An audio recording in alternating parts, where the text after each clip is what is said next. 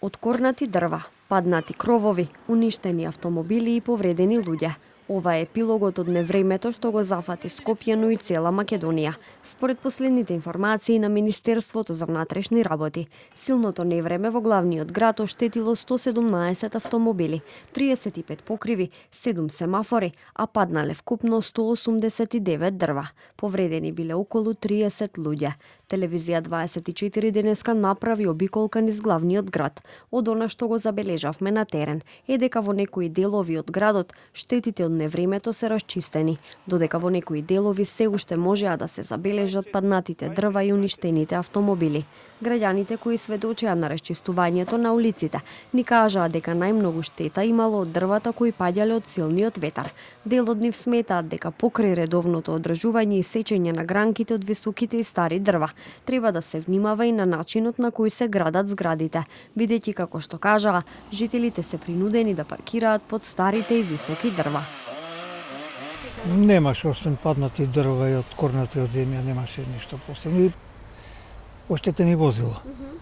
Толку, мислам, немаше, кај не се живеам во зградата што е после ова, така да немаше нешто, освен што не ми се допаѓа тоа што жардинјерите на некои станари висат надвор од терасата, што значи дека може евентуално и потенцијално да се повреди некој пешак. Некогаш ги сечат, например пред 2 години доаѓа, ама имаат и проблем сигурно со многу коли на улицата. Порано пред 2-3 години имаше толку ни згради и сега се и да сакат, значи има проблем.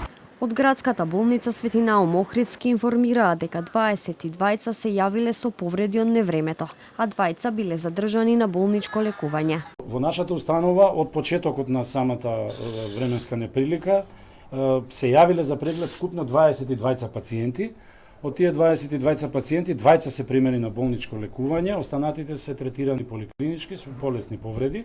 Од оние 2, еден пациент е веќе опериран во текот на ноќните сати со скршеница во предел на шаката и има уште еден пациент кој што е странски државјанин, туриста кој што е повреден при пад на дрво, кој што е со повреди во пределот на карлицата. Од Центарот за управување со кризи информираа дека досега на единствениот број за итни повици 112 имало 9000 повици од граѓани кои најмногу се однесувале за пријави на штети. Оттаму апелираа жителите да продолжат да пријавуваат доколку имаат проблем.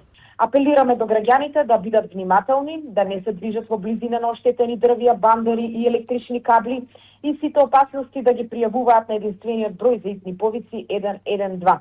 Надлежните институции и служби остануваат на терен се до целосно отстранување на последиците од невремето. Од УХМР информираа дека вчерашниот ветер во Скопје, Штип и во Струмица имал јачина на ураган, чија брзина надминувала 118 км на час.